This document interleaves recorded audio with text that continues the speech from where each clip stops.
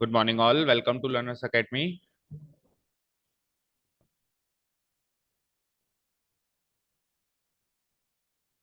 Okay, चलिए आइए exercise number 5.2 पे। फर्स्ट ऑफ ऑल, कल क्या क्या हमने डिस्कस किया फटाफट से एक मिनट में उसको रिकॉल करो। हमने कंटिन्यूटी लास्ट एक्सरसाइज में खत्म करी थी, राइट? ओके, कंटिन्यूटी से हम शिफ्ट हुए डिफरेंशिएबिलिटी पे। किस पे शिफ्ट हो गए? डिफरेंशिएबिलिटी पे। यानी कि हमने ये चेक करना सुनिश्चित किया या सीखा कि कोई फंक्शन डिफरेंशिएबल कब होता है। अब डिफरेंशिएबिलिटी की जब बात करते हैं, differentiability differentiability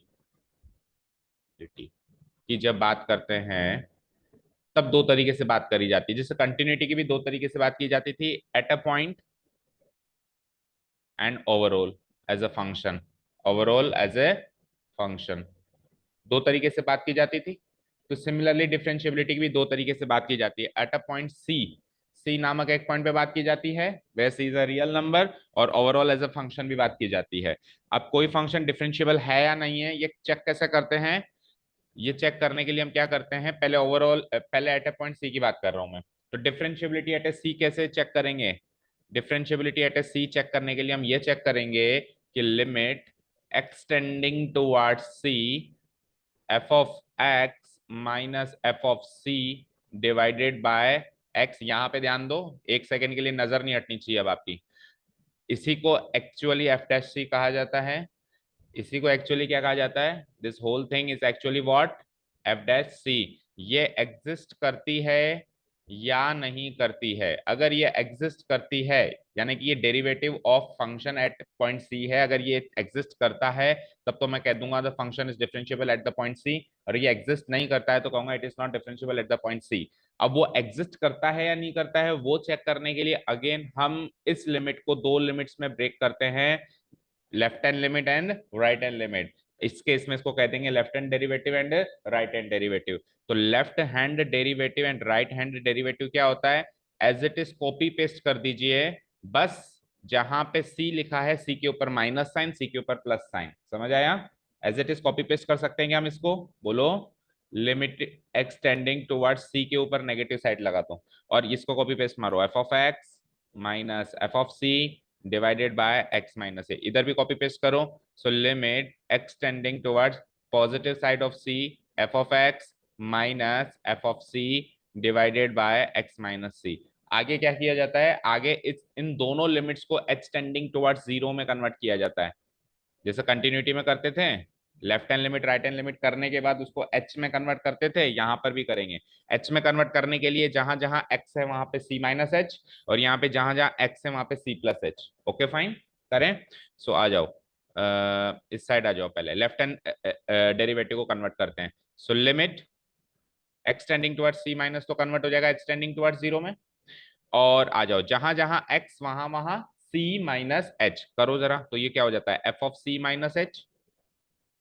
F of c will remain same, x को कन्वर्ट कर रहे हैं अपन, डिवाइडेड बाय एक्स की जगह वही सी माइनस एच, और आगे क्या लिखा हुआ है? माइनस सी। तो सी माइनस सी कट जाएगा, क्या बचेगा? Only minus H, only minus H.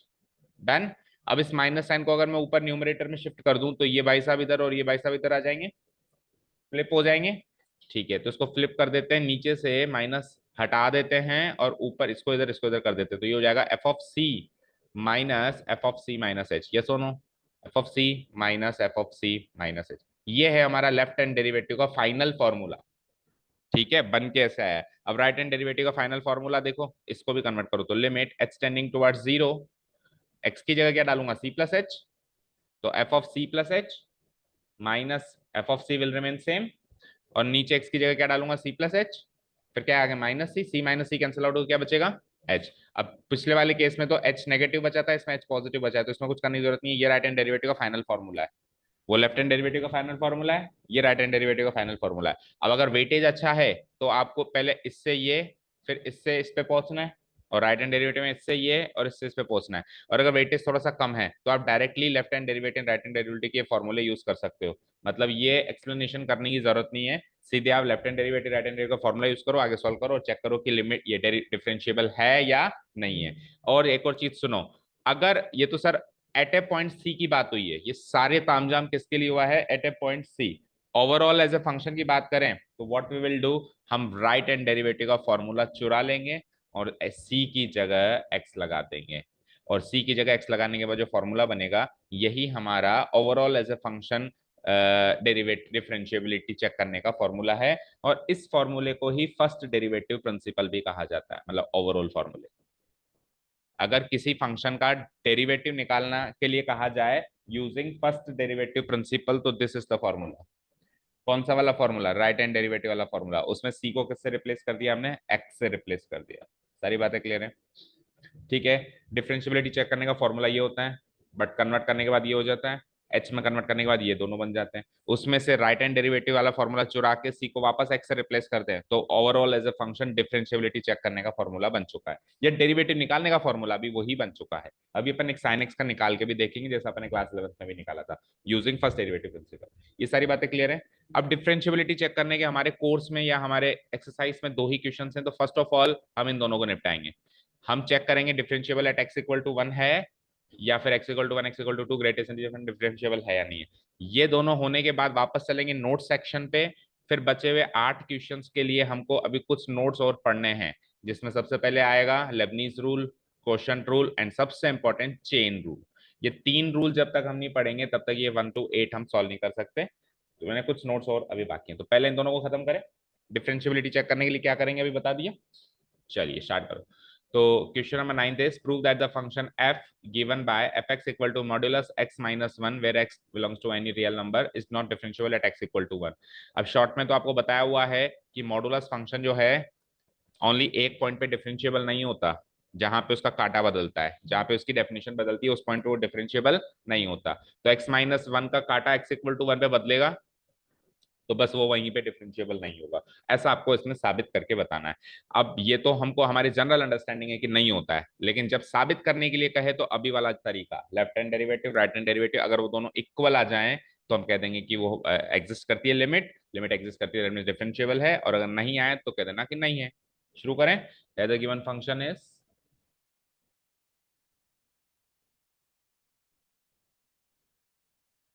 Given function is.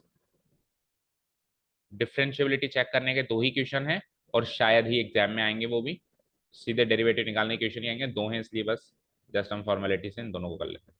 Here the given function is, so this is the given function. तो जैसे मॉडुलस x माइनस 1 लिखा है तो पहले तो उसको ब्रेक करिए आप, पहले तो ब्रेक करना पड़ेगा। सो ब्रेक कैसे करेंगे? x माइनस 1 पॉजिटिव खुलेगा जब x greater than equal to 1 हो। बताने की जरूरत है क्या कैसे होता है? आता है। और नेगेटिव खुलेगा मतलब 1 माइनस एक्स हो जाएगा जब x लेस देन 1 होता है। ये मॉडुलस फंक्शन की डेफिनेशन एक्सपैंड करनी शायद आपको आती है, नहीं आती तो प्लीज आस्क। ठीक है बोलो, तो मैं बोलो। ये डेफिनेशन एक्सपैंड करनी आ गई। पॉजिटिव का खुलता है, नेगेटिव का खुलता है। ये एक्सपैंड करने के बाद अब आपको at x equal to 1 differentiability check करनी है ना। So at x equal to 1 differentiable है या नहीं है, इसका पता तभी लगेगा कि we are required to check, we are required to check limit extending towards. C की जगह 1 है, आपकी बार है ना। सी की जगह क्या है? 1। F of x minus f of 1 divided by x minus 1। इस पूरी चीज को एफ डैश 1 कहते हैं। एग्जिस्ट और नॉट, ये एग्जिस्ट करता है या नहीं करता है ये चेक करना है इस क्वेश्चन, राइट।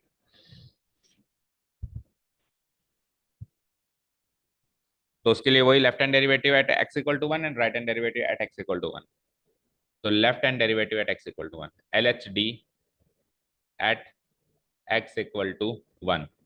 तो अभी मैं डायरेक्ट फॉर्मूला लिख रहा हूँ। अगेन अगर आपके पास वेटेज अच्छा है तो आप कन्वर्ट करके बताएंगे, जैसे अभी मैंने शुरू के 2 मिनट में कन्वर्ट करके। अभी मैं डायरेक्ट फॉर्मूला लिखूंगा, तो बताओ लेफ्ट हैंड डेरिवेटिव का डायरेक्ट फॉर्मूला बताओ। प्रियांशु बोलो। स्टार्ट एफ ऑफ सी से होगा। लिमिट डायरेक्ट फॉर्मूला में एक्स आएगा एच आएगा? H tending towards 0। आगे बोलो। एफ सी की जगह तो 1 है ना। हाँ तो सी की जगह 1 यूज करो। F of 1, okay, F of 1 plus plus तो ऊपर कहीं है ही नहीं, minus f of one minus H divided by only H. Direct formula की बात कर रहे हैं हम। डायरेक्ट फॉर्मूला में नीचे एच है, ऊपर क्या करना है, पीछे जाना है थोड़ा, एफ ऑफ वन से थोड़ा सा पीछे जाएंगे तो f of one minus H. Are H D में एफ ऑफ वन से थोड़ा सा आगे जाना है और हमेशा बड़े में से छोटा माइनस करना। मुझे एक चीज बताओ, one, one minus H, one plus H, सबसे बड़ा वन प्लस एच होगा, बीच वाला वन होगा, सबसे छोटा वन माइनस एच होगा होगा। इस पे भी फंक्शन लगाओ, इस पे भी फंक्शन लगाओ, इस पे भी फंक्शन लगाओ। अब एल एच डी के लिए दिस माइनस दिस करो, आर एच डी के लिए दिस माइनस दिस करो, दैट्स इट। इतनी सी बात याद क्यों नहीं हो रही?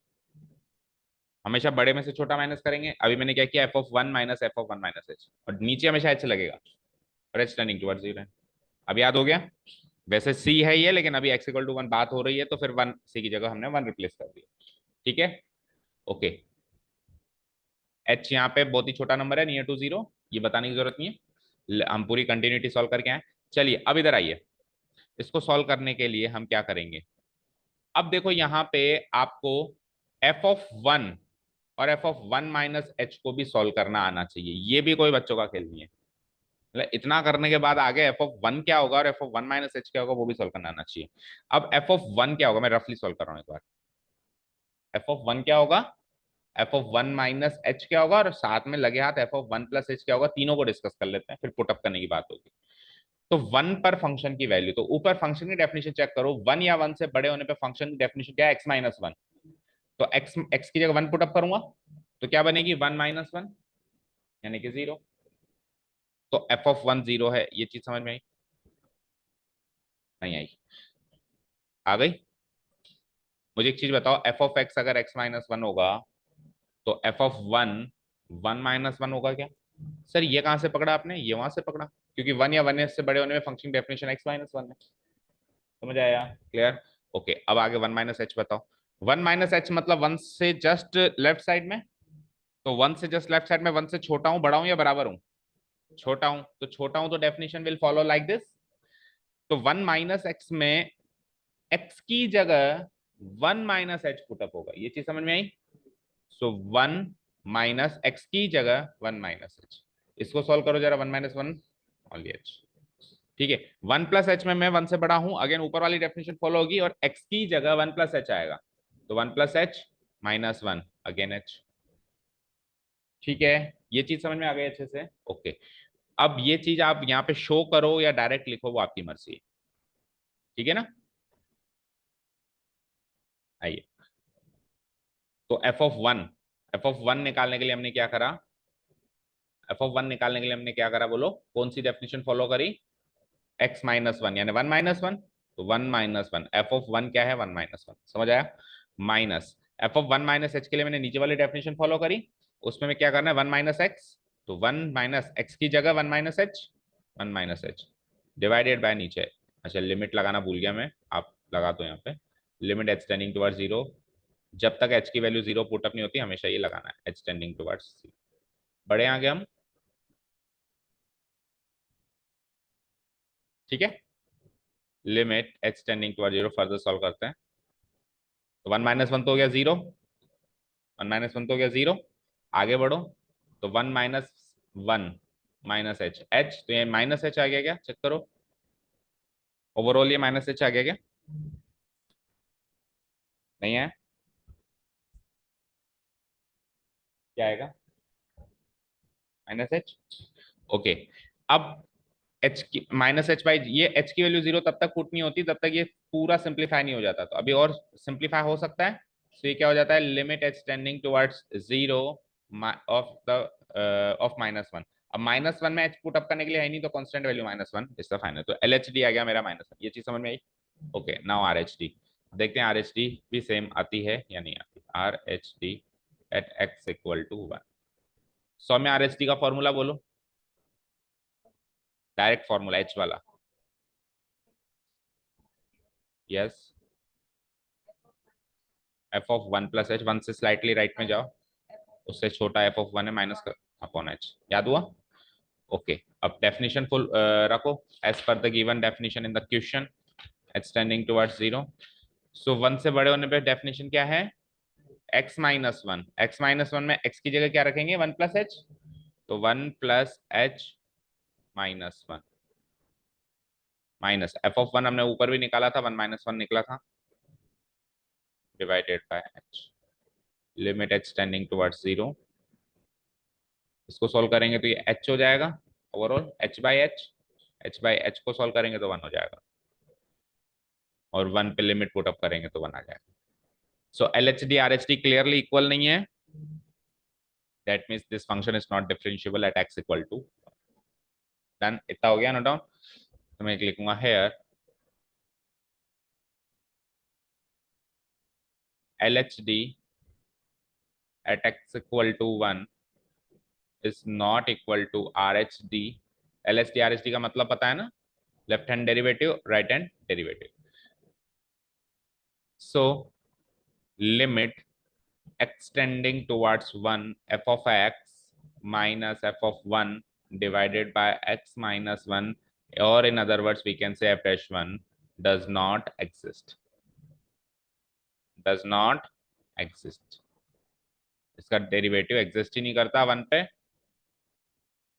hence the given function fx is not differentiable, fx is not differentiable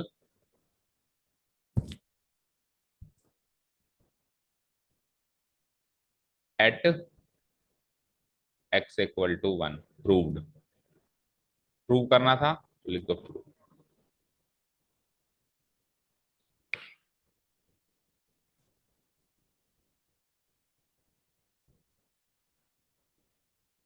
okay, और ज्योमेट्रिकली कैसे चेक करते हैं, जहां पे शार्प टर्न होगा वहां पे यूनिट टेंजेंट नहीं बनेगा, इसलिए वहां पे डिफरेंशिएबल नहीं होगा। अभी x minus one sharp turn कहाँ लेगा, x इक्वल टू 1 पे लेगा, 1 पे डिफरेंशिएबल नहीं था ना, तो ये फंक्शन शार्प टर्न कहाँ लेगा, यहाँ पे लेगा। तो इस पॉइंट पे यूनिट टेंजेंट नहीं बनाया जा सकता, इस पॉइंट पे बहुत सारे टेंजेंट्स बन रहे हैं, ये, तो इसलिए ये फंक्शन इस वाले पॉइंट पे डिफरेंशिएबल नहीं है। ओके, वन मोर थिंग, इसका जो एल एच डी आया और इसका आर एच डी आया, वो उसका डेरिवेटिव है लेफ्ट और राइट साइड में, वो इक्वल नहीं आया, वो एक अलग बात है, लेकिन जो भी आया वो इसका लेफ्ट साइड में और राइट साइड में इसका डेरिवेटिव है। कैसे, इसके लेफ्ट साइड में इसकी डेफिनेशन क्या होगी, 1 माइनस एक्स, इसके राइट साइड में इसकी डेफिनेशन क्या होगी, x माइनस वन। अब आपको थोड़ा बहुत डेरिवेटिव निकालना आता है तो 1 माइनस एक्स का डेरिवेटिव माइनस वन होता है, और x माइनस वन का डेरिवेटिव 1 होता है, और अभी हमने निकाला तो भी यही निकला। तो जो हमने निकाला है वो एक्चुअली इसका डेरिवेटिव है लेफ्ट और राइट साइड में, और वो इक्वल आना चाहिए अगर उसको उस पॉइंट पे डिफरेंशिएबल। ओके ना, चले आगे। यस, अब ग्रेटेस्ट इंटीजर फंक्शन तो बहुत सारे पॉइंट्स पे डिफरेंशिएबल नहीं है, सारे के सारे इंटीग्रल पॉइंट्स पे वो डिफरेंशिएबल नहीं है। तो अगर ग्रेटेस्ट इंटीजर फंक्शन 0 से लेके 3 तक डिफाइन है, तो 0 से लेके 3 के बीच में इस डोमेन की बात हो रही है। हमेशा एट ए पॉइंट जब भी कहेगा तो उसमें डोमेन भी देगा, जैसे ऊपर वाले में भी दिए, ऊपर वाले में एनी रियल नंबर दिए, तो नीचे वाले में तो उसने और छोटी कर दी domain, subset of real number दिए। तो 0 से लेके 3 के बीच में कितने इंटीग्रल पॉइंट्स हैं, 1 और 2, तो 1 और 2 पे ही वो नॉट डिफरेंशिएबल है, बाकी तो वो डिफरेंशिएबल है, और 1 और 2 पे वो कंटिन्यूस भी नहीं है। तो एक अच्छा, इस क्वेश्चन को अगर ये एक नंबर का आ जाए ना, तो उसको सिंपली ऐसे भी कर सकते हैं कि greatest integer function integral points पे कंटिन्यूस नहीं होता, और कंटिन्यूस ही नहीं है तो फिर डिफरेंशिएबल होने का सवाल ही नहीं पैदा होता, क्योंकि डिफरेंशिएबल होने के लिए पहली शर्त ये है कि कंटिन्यूस होना चाहिए उस पॉइंट पे। लेकिन कंटिन्यूस होना डिफरेंशिएबल होने की गारंटी नहीं है। All differentiable functions are continuous, but all continuous functions are not differentiable. तो एक नंबर में तो हम एक लाइन में खत्म कर सकते हैं कि x equal to 1 x equal to 2 पे कंटिन्यूस नहीं है, so that's why it is not differentiable. लेकिन अभी अपन इसको L H D R H D से करेंगे, इन केस 2 से 3 नंबर का आता है। शुरू करें। सो ग्रेटेस्ट इंटीजर फंक्शन बताने की जरूरत है या सबको पता है, बताओ। 5.3 पे ग्रेटेस्ट इंटीजर फंक्शन लगेगा तो क्या आंसर आएगा, 5। ग्रेटेस्ट इंटीजर लेस देन और इक्वल टू एक्स, उससे छोटे जितने भी इंटीजर्स हैं उनमें सबसे बड़ा ग्रेटेस्ट इंटीजर। तो 5.3 से छोटे इंटीजर्स कौन से हैं, 5 4 3 2 1 0 -1 -2 -3, ये सारे छोटे हैं, उनमें से सबसे बड़ा कौन सा है, 5। सो ग्रेटेस्ट इंटीजर फंक्शन का मीनिंग ये होता है। इंटीजर पे लगाओ तो वही निकलेगा, और अगर नॉट इंटीजर पे लगाओ तो फ्रैक्शनल पार्ट को हटा दो, 5.3 में से 0.3 हटा दो, जो बचा इंटीजर है वो आंसर निकलेगा। ओके फाइन, चलिए आइए। So here the given function is f x equal to x. मैं ये थोड़ा सा क्विकली खत्म कर रहा हूँ सेक्शन को, ताकि हम फटाफट मेन सेक्शन पे चलें, क्योंकि इसके आने के तो बिल्कुल ना के बराबर चांसेस हैं। आज तक नहीं आया, आया तो कोई नॉलेजेबल क्वेश्चन 1 या 2 नंबर का आया इसमें। The given function is f x equal two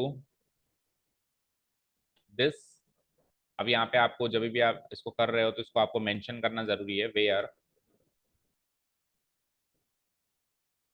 is the greatest integer, इसकी डेफिनेशन लिखनी जरूरी है ना, the greatest integer less than और equal to x.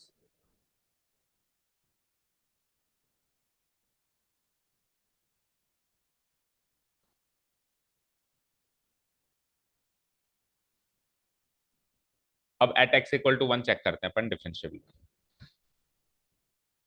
Eight x equal to 1 differentiability check करनी है, यानी कि we are required to check what, we are required to check, बोलो क्या चेक करना है,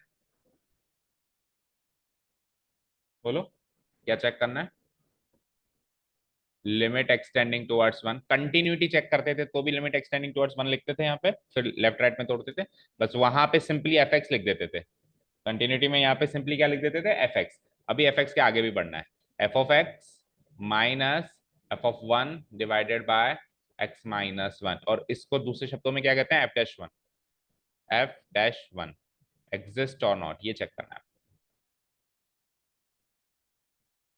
अब इसको ब्रेक करेंगे, L H D at x equal to 1 and R H D at x equal to, Ronit बोलो एल एच डी का direct formula, at x equal to 1 बोलना, हाँ, h tends to 0, f of 1, f of 1 minus h upon h, सही है, okay. अब यहाँ पे f of one minus h और एफ ऑफ 1 प्लस एच क्या होगा, फिर से सोचना है, ठीक है,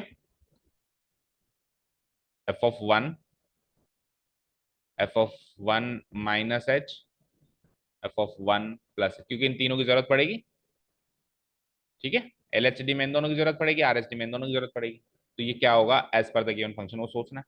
तो एफ ऑफ 1 क्या होगा बताओ, क्योंकि इंटीजर पे तो ग्रेटेस्ट इंटीजर फंक्शन वही इंटीजर आंसर देता है। अब 1 माइनस एच में मैं 1 से जस्ट छोटा हूँ, लाइक 0.9 हूँ या 0.99 हूँ, तो उसमें आंसर क्या आएगा, उससे छोटा इंटीजर यानी कि 0, और 1 प्लस एच में मैं 1 से स्लाइटली बड़ा हूँ, तो वापस उससे छोटा इंटीजर 1 है, तो ये 1 0 1 ये तीन आंसर याद रहेंगे, ठीक है, इसमें 2 मत कर देना।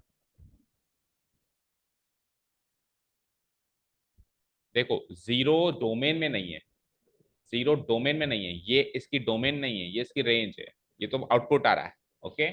चलो अब इसको तो करो डिलीट, और ये पहले आप रफली लिख लेना, सॉल्व कर लेना एज यू विश, और चाहो तो ऑन द गो भी सॉल्व कर सकते हो अगर आप कॉम्पिटेबल हो तो।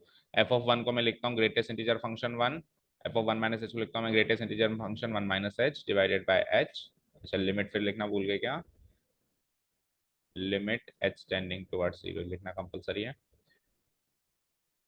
एच टेंड्स टुवर्ड्स 0, 1 पे ग्रेटेस्ट इंटीजर फंक्शन लगा के बताओ 1, 1 माइनस एच पे लगाएंगे तो क्या आया था 0 डिवाइडेड बाय एच, और it is equal to limit h tending towards 0 1 by h. यहाँ तक कोई डाउट, बोलो यहाँ तक कोई डाउट। अब मुझे बताओ, लिमिट के लिहाज से बताओ, भूल जाओ डिफरेंशियबिलिटी में, इस लिमिट को सॉल्व कर सकते हैं क्या, कितने बच्चे मानते हैं, यस और नो, बोलो यस और नो। इसको कोई ऐसे नहीं कहेगा कि सर डिनोमिनेटर में 0 क्यों आया, लिमिट उसी को सॉल्व नहीं कर सकते जब इनडिटर्मिनेट फॉर्म है, and this is not an indeterminate form, indeterminate form होती है 0/0 और इन्फिनिटी बाय इन्फिनिटी, ये ना तो 0/0 है ना इन्फिनिटी, तो ये सॉल्वेबल है, इसमें 1/0 रख के मैं इसको इन्फिनिटी लिख सकता हूँ, ओके फाइन, ठीक है। आर एच डी निकालते हैं, R H D at x equal to 1,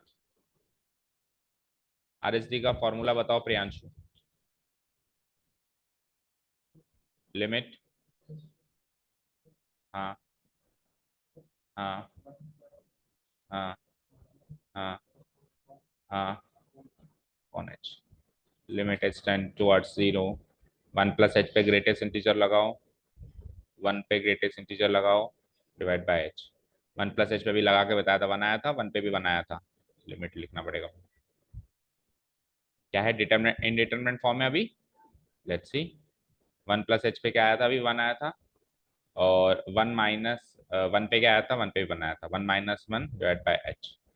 so it is limit h tending towards 0 0 by H. अब सुनो, आप कैसे कह सकते हो कि ये इंडिटरमिनेट फॉर्म है सौम्या? मतलब इंडिटरमिनेट फॉर्म है तो आपको कैसे लगा भाई इंडिटरमिनेट फॉर्म है? नीचे 1 मिनट, नीचे 0 आ जाएगा। तो ये कब पुट किया जाता है, ये पुट कब करते हैं? जब वो फाइनली सॉल्व हो जाए। तो 0 बाई एच अभी फाइनली सॉल्व नहीं हुआ है। 0 बाई एच 0 होता है ना, सॉल्व करो ना। अगर कोई आपको कहे 0 बाई एच क्या होता है, तो आप सॉल्व करके 0 नहीं लिखोगे क्या उसको? पूरा सिंप्लीफाई होने के बाद एच पुटअप किया जाता है, पहले नहीं। ऐसे तो फिर बहुत पहले ही कर देता मैं, ऐसे तो फिर मैं स्टार्टिंग में ही कर देता। एच पुटअप करेंगे कब? जब वो पूरा सिंप्लीफाई हो जाए। सो 0 बाई एच को सॉल्व करूंगा तो वो 0 बन जाएगा। टेल मी, वो 0 बन जाएगा। अब एच पुटअप करने के लिए नहीं है, तो 0 आंसर है। बट फिर भी इक्वल नहीं है, तो not differentiable at x equal to. इतना हो गया। अब सुनो, सवाल सुनना मेरा। अगर ये इंफिनिटी आ जाता तो differentiable at x equal to 1 होता या नहीं होता? अभी तो इक्वल नहीं आया, बट लेट्स से ऊपर भी इंफिनिटी तो आ ही गया था, नीचे भी इंफिनिटी आ जाता, कैसे भी करके आ जाता, कुछ और कैलकुलेशन होती उससे आ जाता। तो आपका कंक्लूजन क्या होता कि differentiable at x equal to 1 limit exist हो गई, मतलब डिफरेंशिएबिलिटी एग्जिस्ट हो गई या नहीं हुई? एफ ऑफ 1 चेक करते हैं।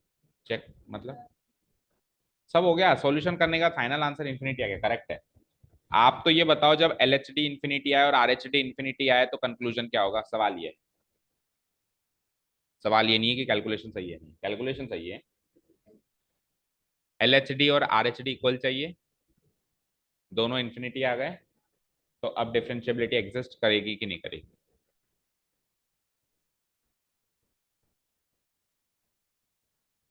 तो वो इसमें कब कहा मैंने निकालेंगे?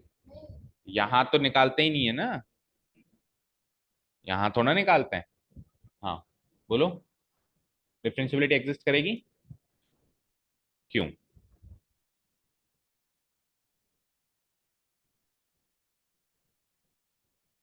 कर सकती है, इक्वल है। इन्फिनिटी का मतलब क्या होता है? अनंत। अब मेरे लिए अनंत कुछ की डेफिनेशन कुछ और हो सकती है, आपके लिए कुछ और हो सकती है। फॉर एग्जाम्पल, मेरे लिए अनंत की डेफिनेशन हो सकती है 400 करोड़। आपकी भूख मुझसे बड़ी, आप कहोगे नहीं मेरे लिए अनंत की डेफिनेशन 500 करोड़ है। सो डेफिनेशन के अकॉर्डिंग अनंत की कोई परिभाषा नहीं है। और दूसरी चीज, कल नोट्स में आपने तो लिखे थे, आप आए नहीं थे और आप भी नहीं आए थे, इसलिए ये प्रॉब्लम हो रही है। तो कल के नोट सेक्शन पे आइए एक बार पीछे।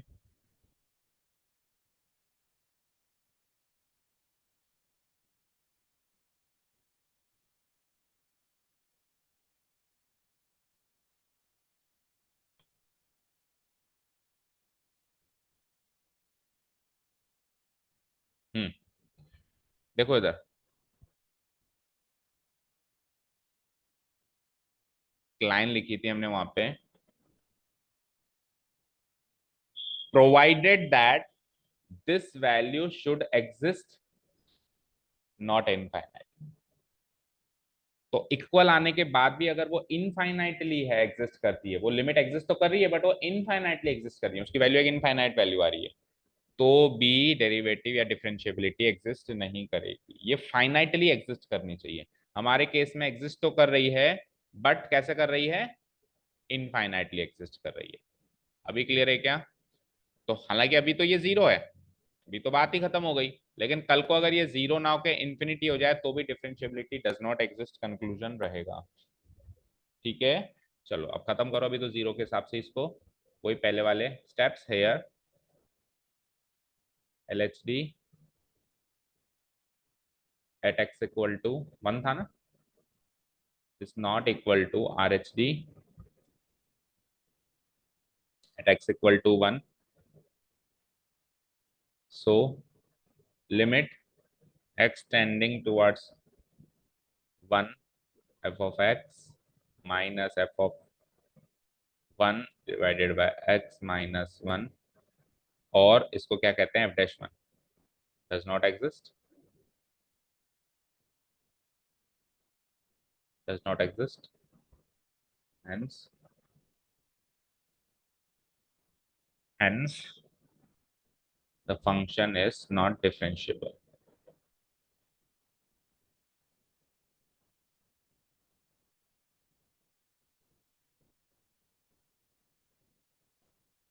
at x equal to। Conclusion हो गया, प्रूव करना था तो प्रूव लिख देना। x इक्वल टू 2 वाला पार्ट होमवर्क कर सकते हैं क्या?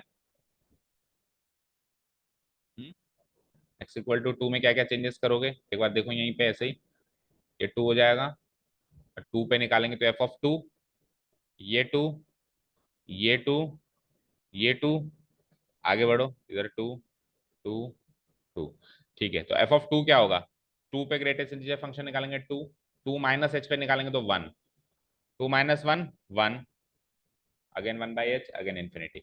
इधर आओ, 2, 2, 2, 2, 2, 2 प्लस एच पे ग्रेटेस्ट इंटीजर फंक्शन लगाएंगे 2, और 2 पे निकालेंगे 2, अगेन 0 बाई एच, अगेन 0, तो सेम टू सेम वैल्यूज आएंगी, हो जाएगा। चलिए, अब आइए आप बचे हुए क्वेश्चंस को सॉल्व करने के लिए अभी हमारे नोट सेक्शंस बचते हैं।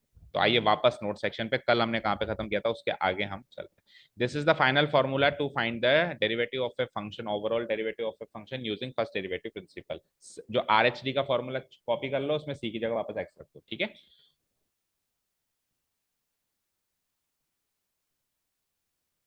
सो अब अपन एक्चुअली डिफरेंशिएशन की बात करेंगे, क्योंकि अब क्वेश्चंस क्या है, find the derivative, differentiate, question क्या है, डिफरेंशिएट। तो क्या होता है डिफरेंशिएशन, क्या होता है इस प्रोसेस का मतलब, कैसे करते हैं, क्या क्या चीजें उसमें छुपी है।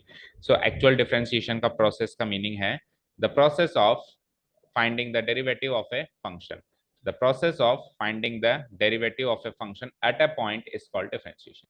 ठीक है, कि एक पॉइंट पे एक फंक्शन के डेरिवेटिव को पता करने के प्रोसेस को क्या कहते हैं, डिफरेंशिएशन। और पता करने का फॉर्मूला क्या है, ये है, क्या फॉर्मूला, ये फिर से रिपीट कर रहा हूं, आर एच डी का फॉर्मूला है, बस सी को एक्स से रिप्लेस किया गया है, ठीक है।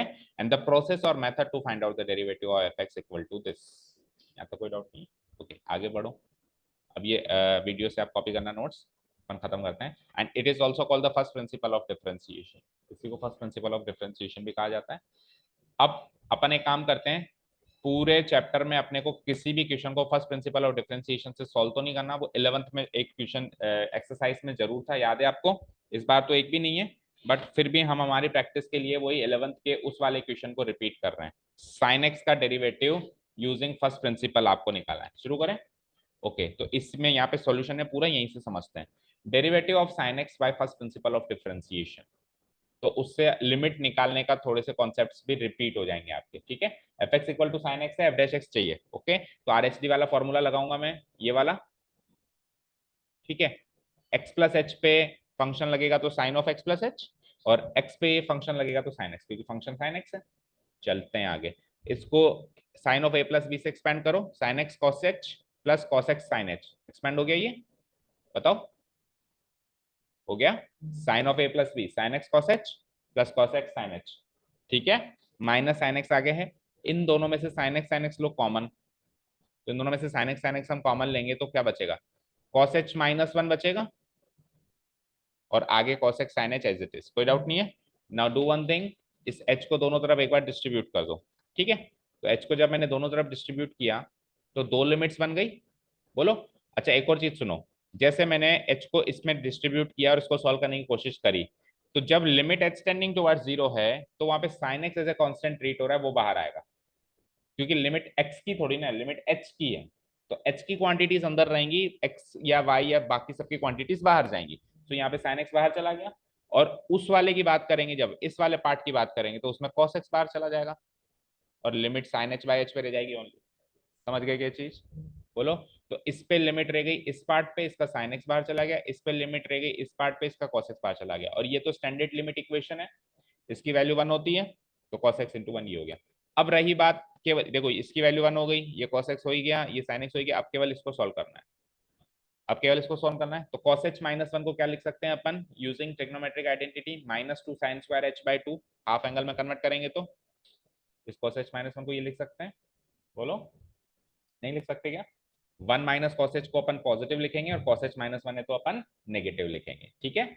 One minus cos two x क्या होता है, बोलो, टू साइन स्क्वायर एक्स होता है।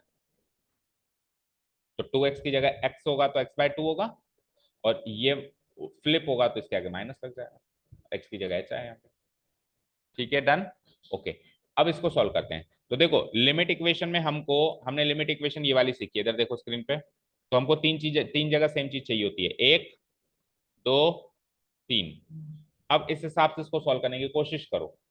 तो यहाँ पे h बाय टू है, तो फर्स्ट ऑफ ऑल नीचे भी क्या चाहिए, h बाय टू, और फिर यहाँ पे भी क्या चाहिए, h बाय टू।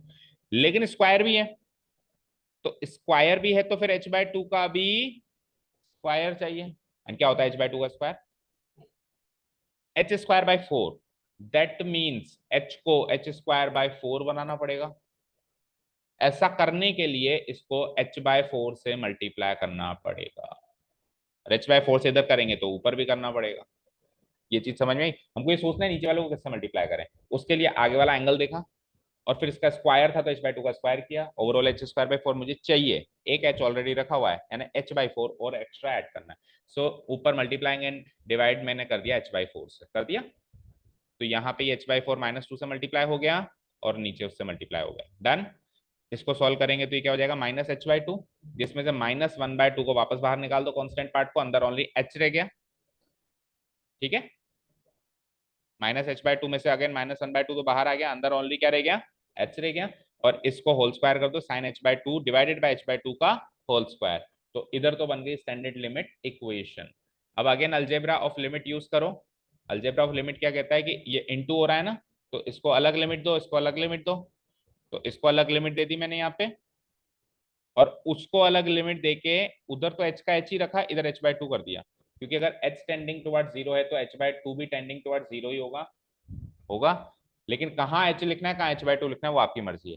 तो यहाँ तो मैंने h ही लिखा, यहाँ h बाय टू लिखने का मतलब ही नहीं है। लेकिन वहां पे h बाय टू है, तो वहां पे मैंने h को किस में कन्वर्ट कर दिया, इस h को किस में कन्वर्ट कर दिया, h बाय टू में कन्वर्ट कर दिया। अब दिस, अच्छा माइनस वन बाय टू को इससे मल्टीप्लाई कर देंगे तो minus x minus sine x by two हो जाएगा। दिस इंटू दिस करना है आपको, ओके। ये तो हो गया वन, ये हो गया जीरो, वो एक कांस्टेंट वैल्यू नहीं पता, तो something into zero into one, finally इसकी वैल्यू क्या हो गई, जीरो प्लस कॉस एक्स, यानी कि डेरिवेटिव ऑफ साइन एक्स क्या बन गया, कॉस एक्स। ठीक है, सो अगर आ जाता है इन केस, जो कि चांसेस बड़े निल हैं, ट्वेल्थ क्लास में साइन एक्स का फर्स्ट डेरिवेटिव प्रिंसिपल से डेरिवेटिव निकालना आ जाता है, तो दिस इज द प्रोसेस। अब ये तो आप करोगे कॉपी पेस्ट, ठीक है।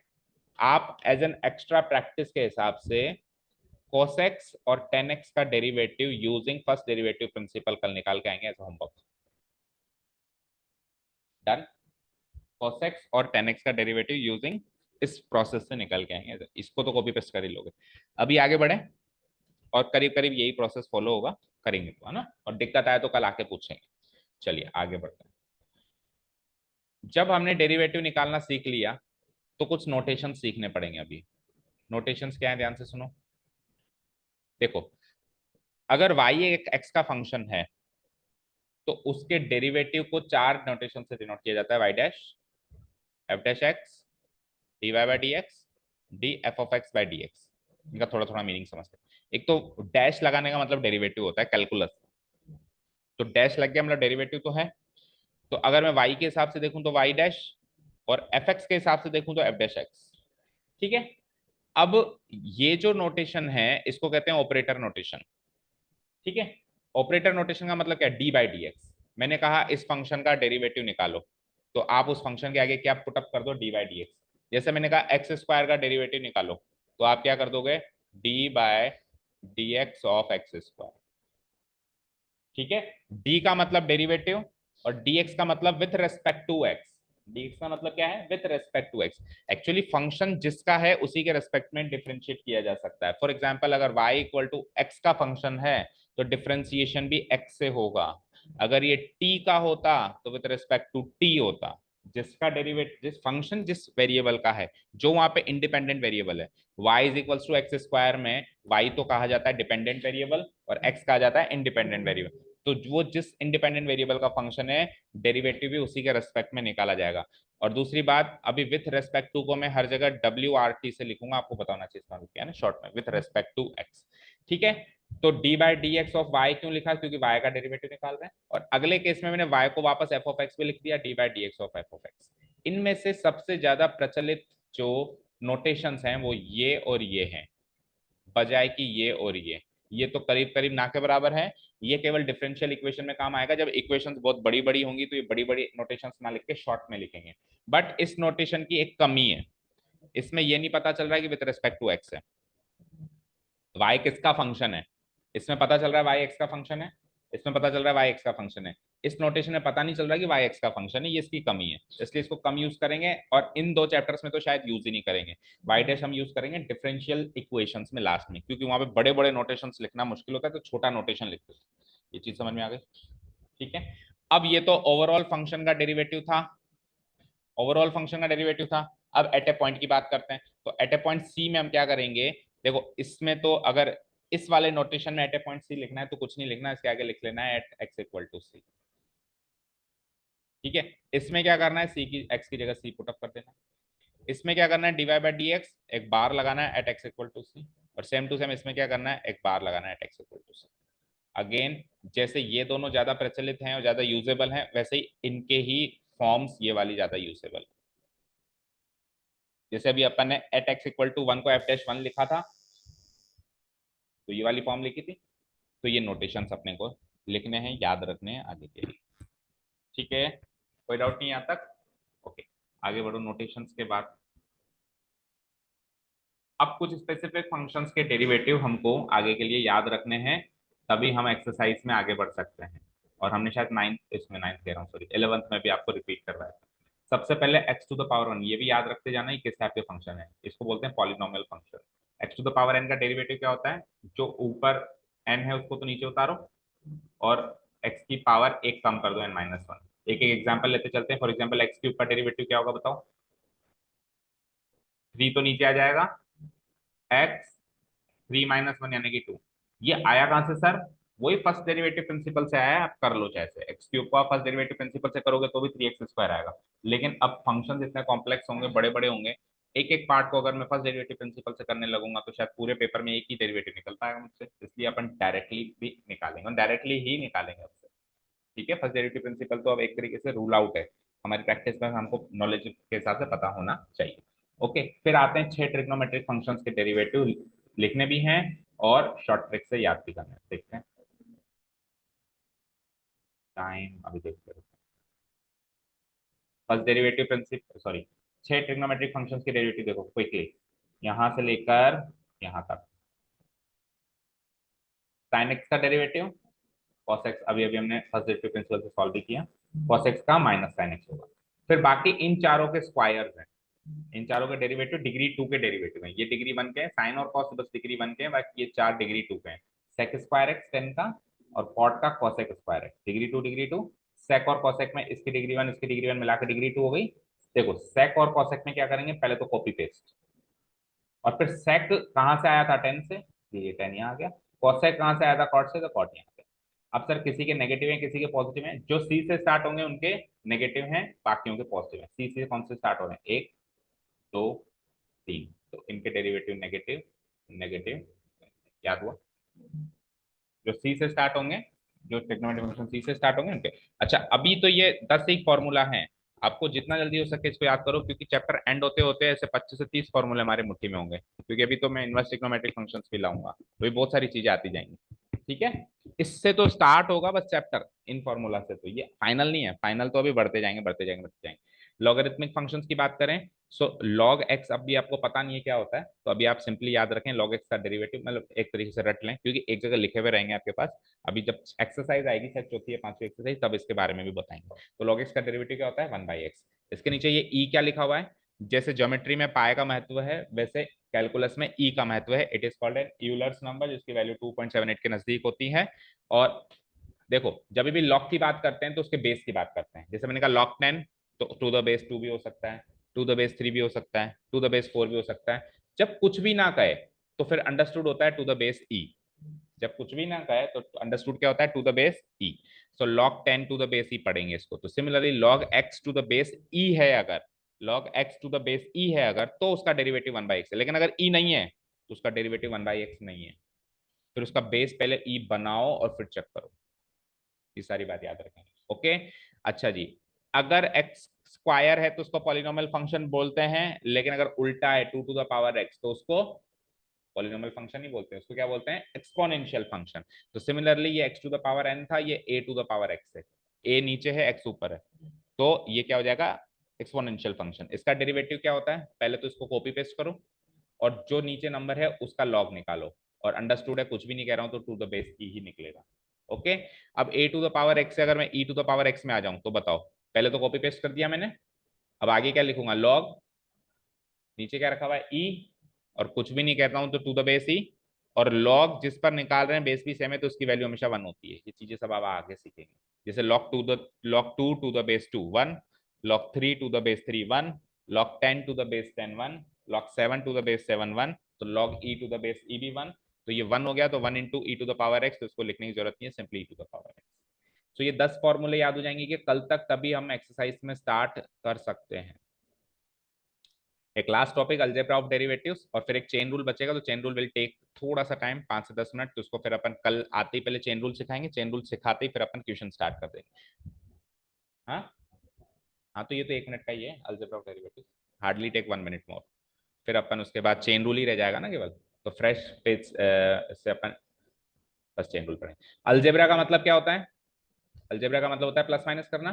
तो कल को, अभी तो आपने सर साइन एक्स का, कॉस एक्स का, टेन एक्स का बता दिया, लेकिन कल को sine x plus x square इसका डेरिवेटिव पूछ ले तो क्या करें, इसका अलग निकालो, इसका अलग निकालो, जोड़ दो। तो क्या कहता है, अगर u और v दो रियल फंक्शंस हैं तो दोनों का सम करो या डिफरेंस करो और डेरिवेटिव निकालो। तो आप पहले एक का निकालो, बाद में दूसरे का निकालो, और बीच में प्लस या माइनस जैसा भी साइन हो as it is put up कर लो। यानी प्लस या माइनस में तो कोई दिक्कत ही नहीं है, पर मल्टीप्लाई और डिवाइड में दिक्कत है। मल्टीप्लाई और डिवाइड में दिक्कत है। ये 11th के ही आपके रूल्स हैं जो फॉलो हो रहे हैं ना। क्या बोलते हैं इसको, लेबनीज या प्रोडक्ट रूल। इसमें हम क्या करेंगे, पहले का डेरिवेटिव दूसरा फंक्शन एज इट इज, फिर उल्टा कर दो, पहला एज इट इज दूसरा फंक्शन का डेरिवेटिव, और बीच में क्या लगा दो, प्लस। ये फॉर्मूला कह दो, रूल कह दो, याद रखना है आपको, ठीक है। आ जाओ, क्वेश्चन में क्या करते हैं, वही सेम टू सेम चीज है, इसको कॉपी पेस्ट करो, बस प्लस की जगह क्या लगाओ, माइनस लगाओ, और नीचे वाले जो डिनोमिनेटर है उसका स्क्वायर लिखो। ठीक है, इसको क्या कहते हैं, क्वेश्चन टू। ठीक है, हो गया हमारा आज का पार्ट। एक चीज और सुनते जाओ जाते जाते। देखो, अब अपन कैलकुलस में एंटर हो चुके हैं, तो दिमाग का दही तो होने वाला है, ये तो फिक्स है। अब क्या होगा, जैसे साइन एक्स का डेरिवेटिव बताओ, cos x।